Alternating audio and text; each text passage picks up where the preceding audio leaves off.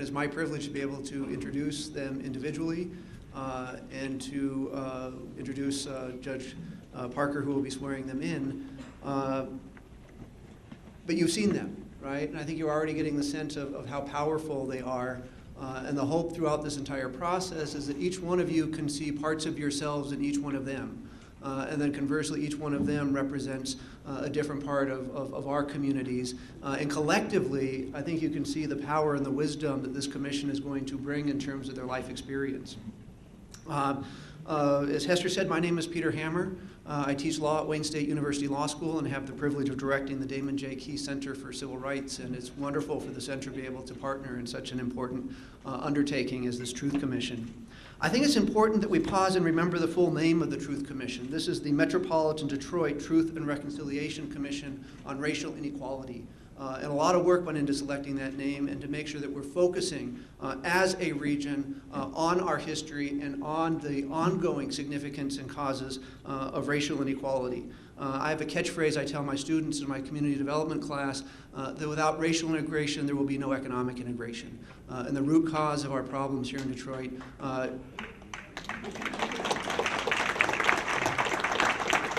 it's powerful. We need to understand where we came from. I tell my students that history matters, right? And you can't think about history in the United States without confronting race and seeing how race matters, and then structure matters. And until we can put all of those together and understand how we got to where we are, we're not going to be in a position to understand how we can go to a more inclusive, to a more just, and to a more equitable future. So you got to see them in the video. What we're going to do is call them up individually. In the program that you have sort of pictures and you have short bios. I'm going to call people up one by one, and then I'll introduce Judge Parker, who will actually be doing the swearing-in ceremony, and then we will impanel our Truth Commission. So if I could call up Kalila Burton Gaston, and if you can sort of start walking up, and we're going to form a semicircle up here.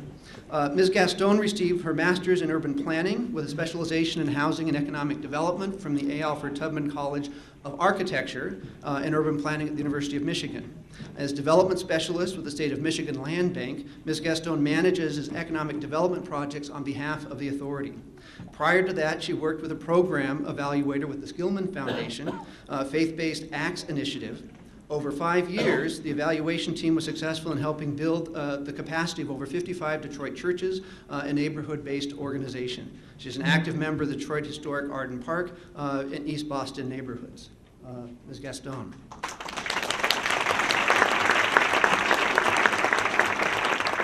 Mr. William T. Robinson. If Mr. Robinson can come up to the stage and join us.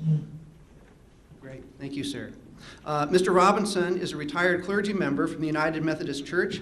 He has served for more than 40 years in the positions of leadership as pastor, national staff executive, and district superintendent. These responsibilities included traveling throughout the United States and other countries in the Caribbean, in Africa, Asia, Europe, and the Middle East. Mr. Robinson is married with 2 children and 1 grandchild. He enjoys reading Afrocentric literature and history, listening to traditional Negro spirituals, jazz, and doo-wop music, as is reported here. Thank you, Mr. Robinson.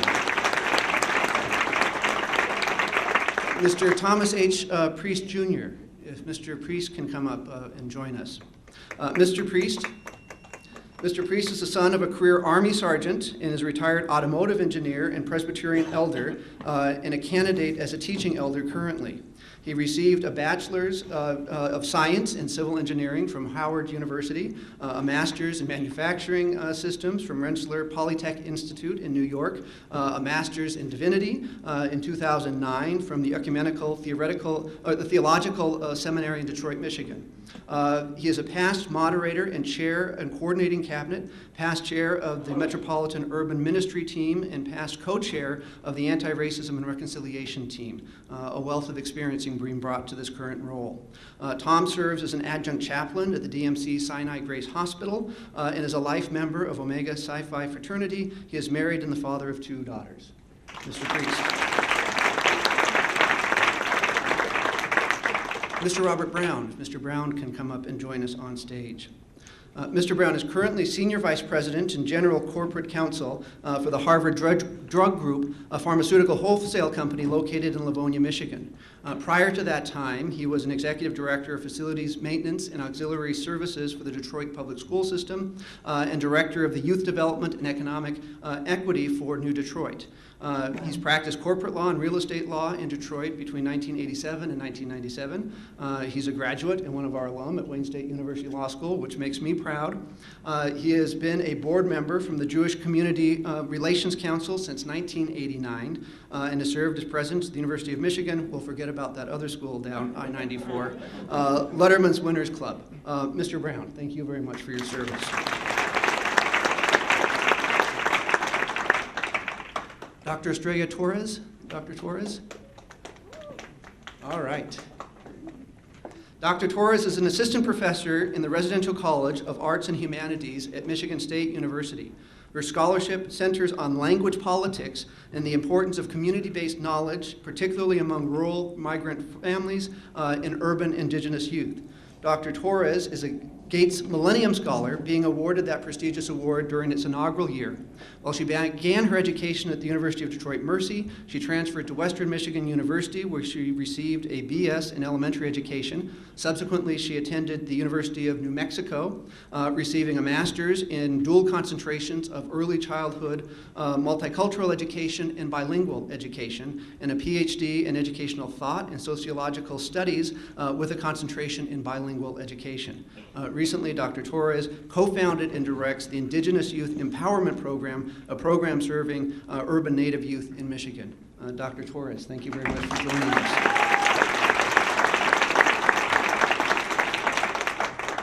Carrie Landrum, can Carrie come up and join us? Carrie was born in Detroit, grew up in Pleasant Ridge and Ferndale, where her parents labored to desegregate the school systems in the late 1970s. She went to high school and to college at Georgia, where she earned a bachelor's in international studies from Emory University in 1999. After teaching English to ethnic minorities in Transylvania, Romania, where she met her husband, Carrie rejoined her family in Detroit, where she earned a master's in dispute resolution from Wayne State University in 2007. Carrie is employed at the University of Michigan Office of Student Conflict Resolution, where she facilitates conflict transformation and healing through practices infused with restorative justice, respect, empathy, and empowerment. This fall, she was honored to receive the University of Michigan Distinguished Diversity Leader Award in recognition of her work. Carrie and her husband, Peter, have just celebrated their 9-year wedding anniversary. She lives with her dog, Riley, on an acre and a half of farmland in Fellows Creek in Canton. Carrie, thank you very much for joining us on the commission. Akua Buddha Watkins? Akua, thank you. A native Detroiter, Akua is dedicated to advocacy and social justice, human rights, and women empowerment. Her journey as an activist began with her family's participation in the 1963 Detroit March with the late Dr. Martin Luther King Jr. Akua has a broad range of expertise in political strategy and organizational development. She is well known and respected for building and maintaining key alliances and partnerships within the community in public and private sectors. Akua serves as a Detroit Metro Association's Division of Outreach Social Justice Ministry team for the United Church of Christ. She has been an activist internationally as well as domestically, has traveled in Europe, South America, the Caribbean, and Africa to address important issues of justice and equity. Akua, thank you for joining us on the commission. Tom Shirtliff. Can Tom join us up here on the stage? Thank you, sir. Tom Shirtliff has been a lifetime resident of metropolitan Detroit, starting on the Near East Side from Harper to Gratiot, to East Detroit for his teen years, and then to the West Side, mostly into Farmington Hills. Through his parents and grandparents, Tom has been immersed in the wonderful variety of people and cultures throughout the Detroit metropolitan area. He has stated that life has been a constant gift of awakening and reawakening to diversity throughout the metropolitan region. Personally and professionally, has been involved in organizations and efforts seeking to celebrate diversity and explore the differences and values before redefining his life in 2003. And I understand that means retirement, but we won't. Redefining life is a wonderful way to look at it, and I'm glad you're going to have the time to put on the commission. He served as fire and emergency services in his previous life. Tom has been married for 32 years to his wife and is a parent of 2 daughters. Tom, thank you for joining us on the commission. And last but certainly not least, can I have Alan Ahman join us on the stage? Alan, thank you very much. A lifetime civil rights advocate who was born and raised in Dearborn, Alan, a graduate of Wayne State University, has been employed in higher education for over 20 years. He was elected to the school board, where he was a driving force behind establishing bilingual and bicultural education in the Dearborn public schools. As a public relations and marketing consultant, he gained acceptance and support for programs to increase African American participation in ownership of retail petroleum businesses. He has received the Arab American Anti-Discrimination Committee's 2000 Building Bridges of Understanding Award and the Peacemaker Award for the Center of Peace and Conflict Studies at Wayne State University. A single father of 3, Aman joined the administration of Robert Fricano and continues to serve as an executive assistant. Aman, thank you very much for joining us.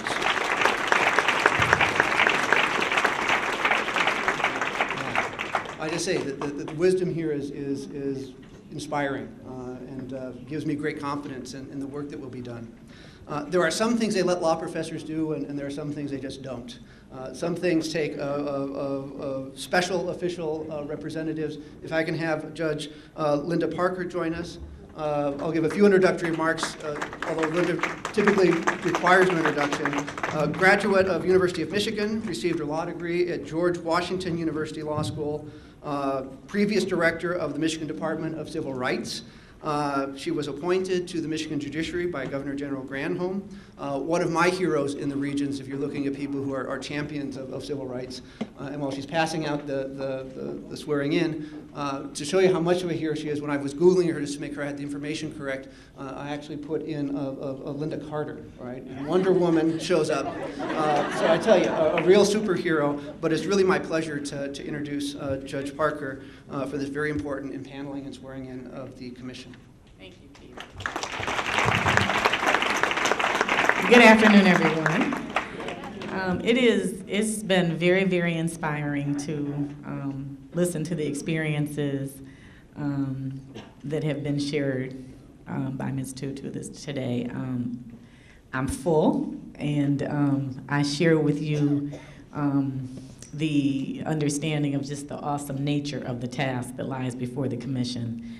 And as I have been privileged to swear in different groups and officers of different organizations, and certainly witnesses on a daily basis of Frank Murphy, Hall of Justice, but I have not had the privilege of ever swearing in a group with this type of a task. And so I took some time in trying to develop what I thought was the appropriate oath. There was so much work done leading up to this day and leading up to their selection.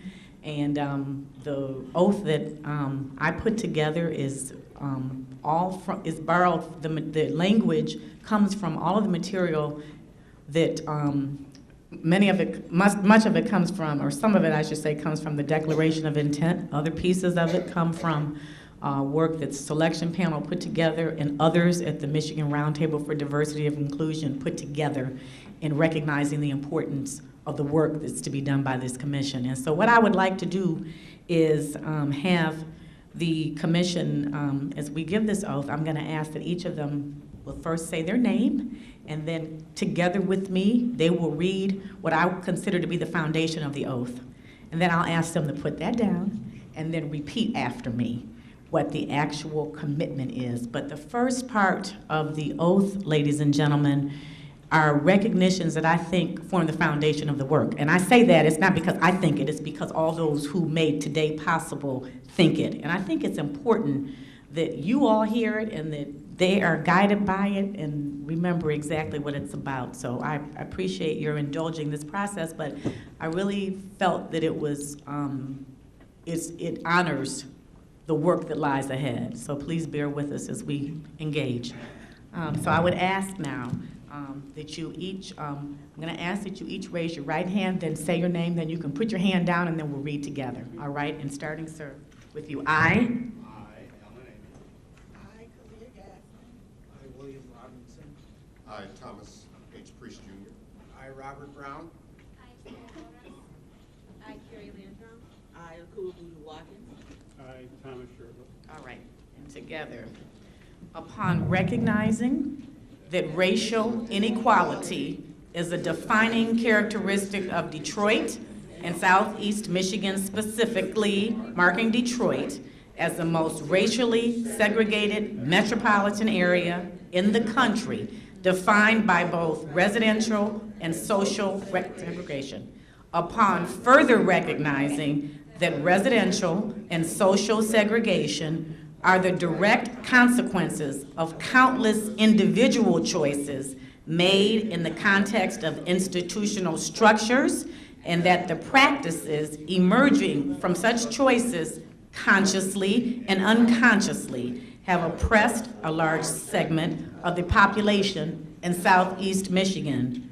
Upon further recognizing that the city of Detroit and their inner ring suburbs suffer racial disparities that have produced disproportionately high levels of unemployment, poverty, and incarceration, and lack of access to quality education and health care.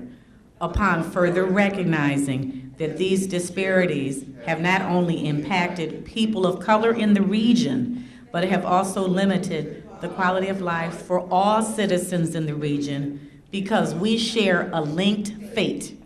Upon further recognizing that institutions and social structures that generate racial privilege and oppression continue to operate, and that the roles of such institutions and structures have been ignored and left unexamined.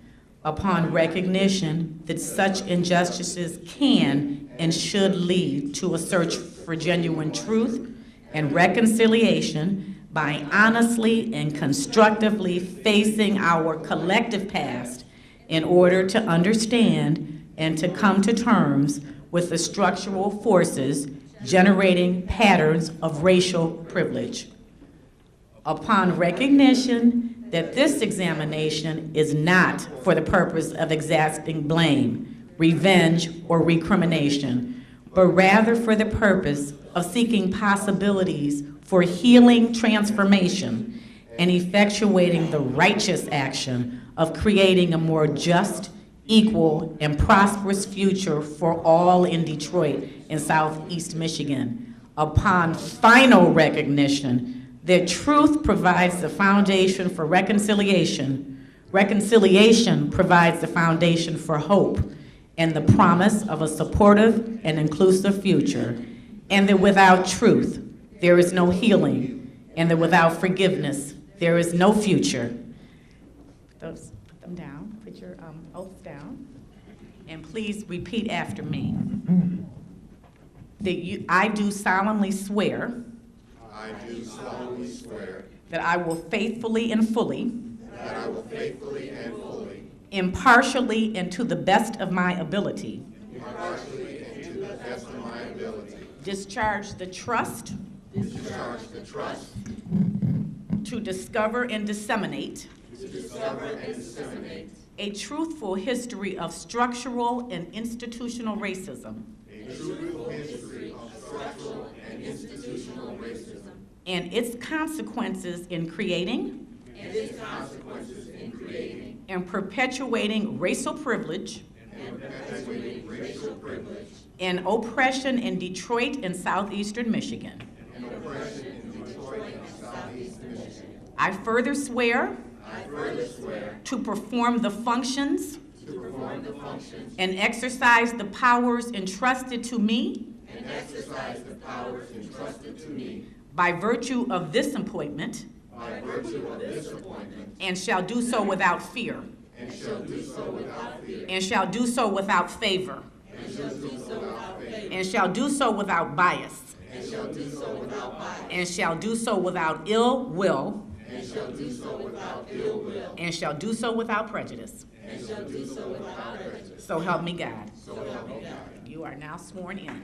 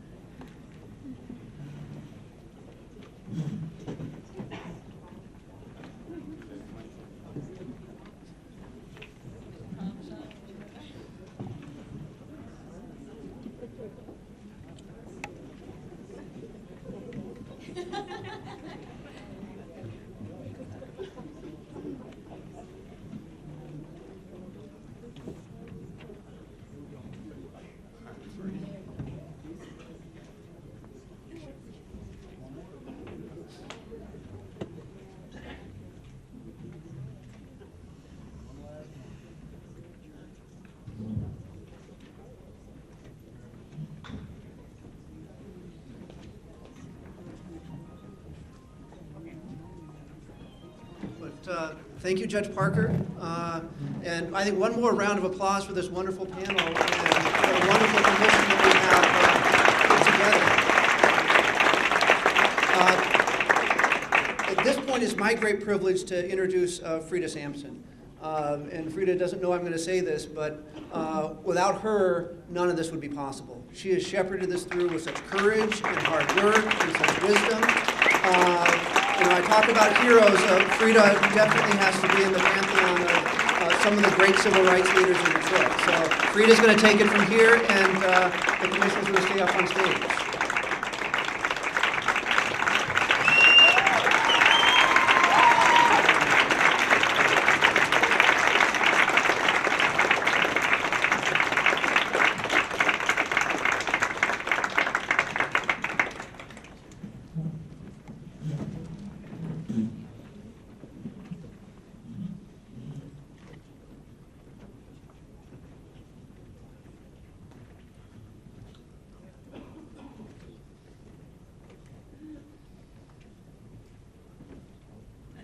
Good afternoon.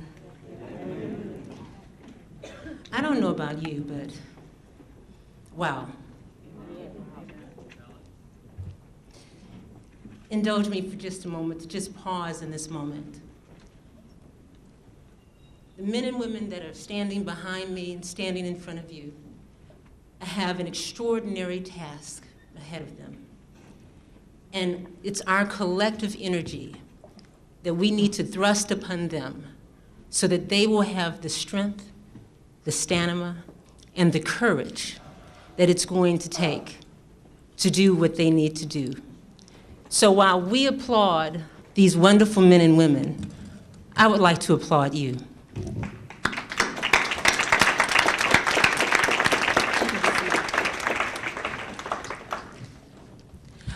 I'm doing something new today. I'm going to read my notes off my iPad. I've never done this before, so bear with me.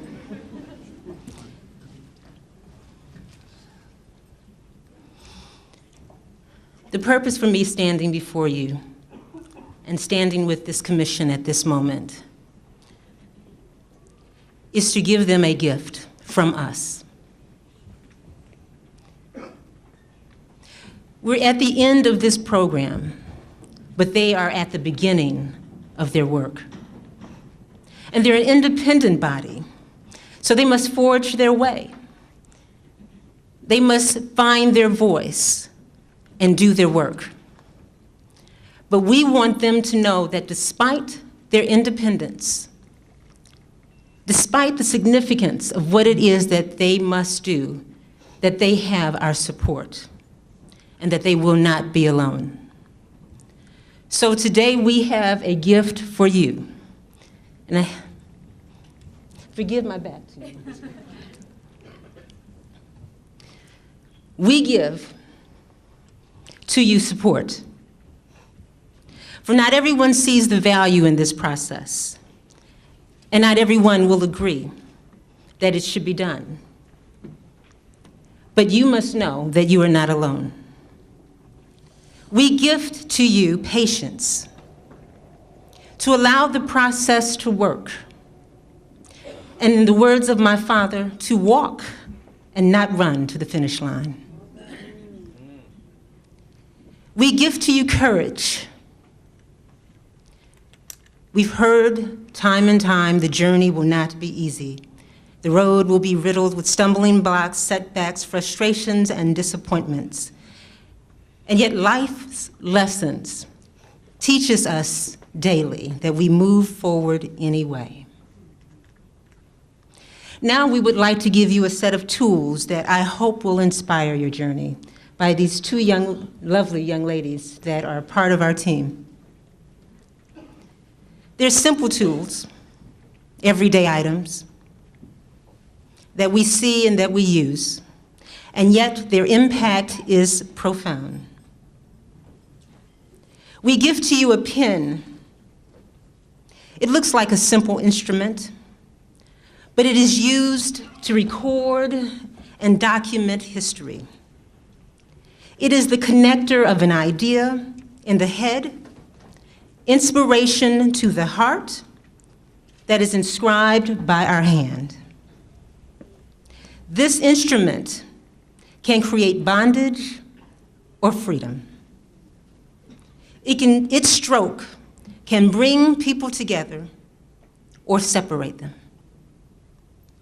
This pen is symbolic of the profound prevalence that written words or documents have a barrier that in your hands you can continue to break down. We also present to you a book, Unspoken Truths.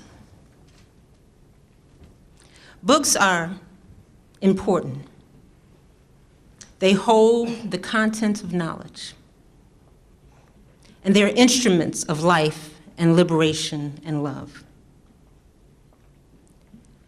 The words in those books may read the same, but you as readers will interpret them differently, and through your collective efforts can unlock infinite opportunity for dialogue and deliverance. Finally, we gift to you love, for we know that love is patient, love is kind, and love is courageous, and we know that love prevails.